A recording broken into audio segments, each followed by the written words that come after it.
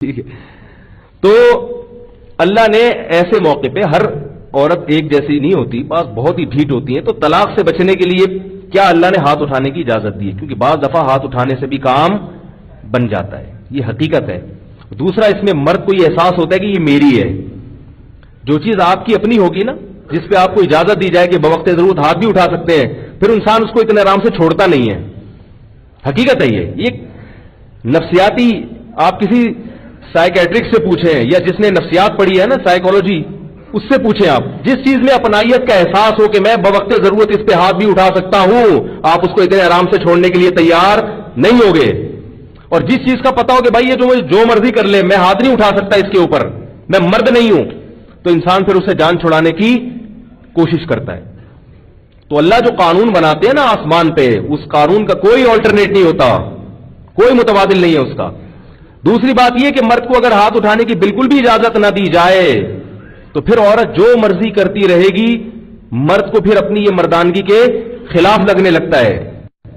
بعض عورتیں ایسی ہوتی ہیں کہ جیسے میں نے کہا نا، مرد اگر بیوی کو تانا دے کہ بھئی تمہیں تو تمہارے باپ نے سکھایا ہی نہیں کھانا بنانا، اسی قسم کا تانا اگر عورت دینا شروع کر دے اور اس سے 10 گنا بڑھ بڑھ کے تانے دینا شروع کر دے، اس کے کردار پہ الزام لگانا شروع کر دے، اس کو گالیاں دینا شروع کر دے، تو کتابوں کی حد تک لکھی ہوئی چیزیں، یورپ میں ہاتھ اٹھانا منع ہے لیکن صرف لکھنے کی حد تک ہے. یہ وہاں بھی بیویوں کی دھنائیاں کرتے ہیں گورے، لیکن وہ ایسے نہیں کرتے جیسے ہمارے یہاں ہوتا ہے، وہ پھر بہت ہی تمیز سے کرتے ہیں.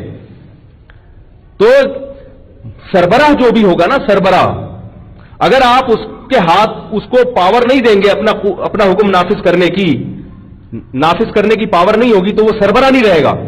لوگ مجھ سے پوچھتے ہیں کہ کیا یہ ہیومن رائٹس کے خلاف نہیں ہے کہ اللہ نے مرد کو عورت پہ ہاتھ اٹھانے کی اجازت دے دی، کیا یہ ہیومن رائٹس کے خلاف نہیں ہے؟ میں نے کہا کیا پولیس کو عوام پہ ڈنڈا برسانے کی اجازت نہیں ہے؟ یہ بھی تو ہیومن رائٹس کے خلاف ہونا چاہیے.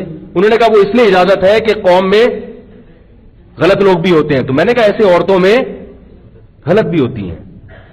تو اگر مرد کو ڈنڈا اٹھانے کی، ہاتھ اٹھانے کی اجازت نہیں دی جائے گی ایسے موقع پہ، تو طلاق کا ریشو بڑھے گا. کیونکہ ہر آدمی کاؤنسلنگ سے نہیں سمجھتا، ہر ایک میں اتنی صلاحیت نہیں ہوتی کہ محبت سے کوئی بات سمجھائے اور ہو گیا میں سمجھ گیا، ٹھیک ہے نا، ایسا نہیں ہوتا.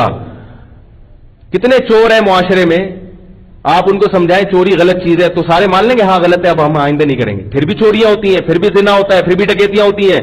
تو جیسے سربراہ کے ہاتھ میں ڈنڈا ہونا چاہیے، وہ حکومت، جب تک حکومت کے پاس پاور نہیں ہوگی، سزا جاری کرنے کا اختیار نہیں ہوگا، تو وہ ملک نہیں چل سکتا.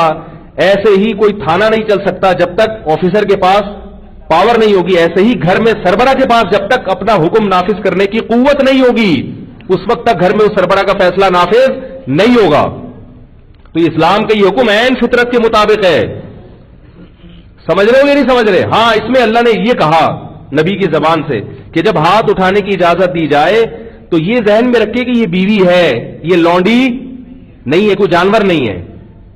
بات آ رہی ہے سمجھ میں؟ اعتدال سے ہاتھ اٹھانے کی اجازت ہے، جانوروں کی طرح پیٹنے کی اجازت نہیں ہے. تو یہ اللہ نے اجازت اس صورت میں دی ہے، اس کا فائدہ بھی ہوتا ہے. اور اگر پھر بھی